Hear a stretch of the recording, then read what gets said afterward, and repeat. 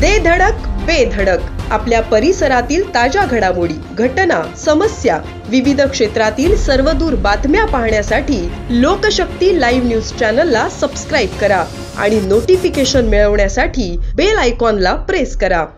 माणगाव तालुक्यात दिल्ली मुंबई कॉरिडॉर क्षेत्रासाठी माणगाव तालुक्यातील एकूण 45 गावे बाधित होणार असून तळा तालुक्यातील एकूण 29 गावे तर रोहा तालुक्यातील 3 गावेही यात समावेश करण्यात आली आहेत। माणगाव तालुक्यातील वावे दिवाळी औद्योगिक क्षेत्रासाठी एकूण 1200 हेक्टर एवढी जागा संपादनासाठी असून त्यातील वावे दिवाळी ग्रामपंचायत हद्दीतील एकूण 519 हेक्टर जागा आहे।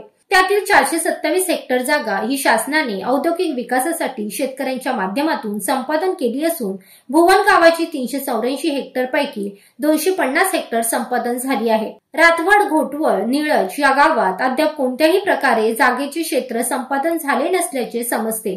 वावे दिवाळी औद्योगिक विकास क्षेत्रातील 519 हेक्टर जागा विकास क्षेत्रात गेली असून 427 हेक्टर जमीन संपादनात शेतकऱ्यांनी स्वतः सहमती दिली असल्याने आता 85% क्षेत्र जाऊन 15% जागा शिल्लक राहिली आहे। या जागेत एकूण 40 ते 50 घरे, जागृत देवीचे मंदिरे, वावे दिवाळी बौद्धवाडी असून शासन या जागेच्या देखील संपादनाच्या तयारीत आहे। दिल्ली मुंबई औद्योगिक विकास क्षेत्राकडून शेतकऱ्यांना गेल्याच आठवड्यात जमीन संपादन करण्यासाठी विनंती नोटिसा पाठवल्याने वावे दिवाळी ग्रामस्थांची मोठी धावपळ उडाली आहे। विकास क्षेत्राच्या निशाण्यावर वावे दिवाळी ग्रामस्थ आल्याने ग्रामस्थांनी रायगडचे खासदार सुनील तटकरे यांची भेट घेतली आणि हा प्रकार सांगितला। खासदार सुनील तटकरे यांनी तातडीने वरिष्ठ अधिकाऱ्यांशी संपर्क साधून माणगाव प्रांत अधिकारी यांच्याशी मीटिंग घेत वावे दिवाळी ग्रामस्थांची गावालगत असणाऱ्या जमिनीचे 7 बारे, गट नंबर, त्यामध्ये असलेली घरे व मंदिरे ही औद्योगिक विकास क्षेत्रातून वगळण्यात यावी अशी मागणी केली। माणगाव प्रांत डॉक्टर संदीपान सानप यांनी देखील ग्रामस्थांना सकारात्मक प्रतिक्रिया दिली। माझ्या बरोबर सर्व वाल्मिक ग्रामस्थ मंडळी आहेत। आम्ही तटकरे साहेबांकडे, खासदार तटकरे साहेबांकडे गेलो होतो, तेव्हा त्यांनी आम्हाला प्रांताकडे शब्द दिला। आम्ही प्रांताकडे फोन केलं तर ज्या ठिकाणी घर आहेत, कुठल्याही प्रकारे 7 बारे घर आहेत, ती घरं मी हलवून देणार नाही।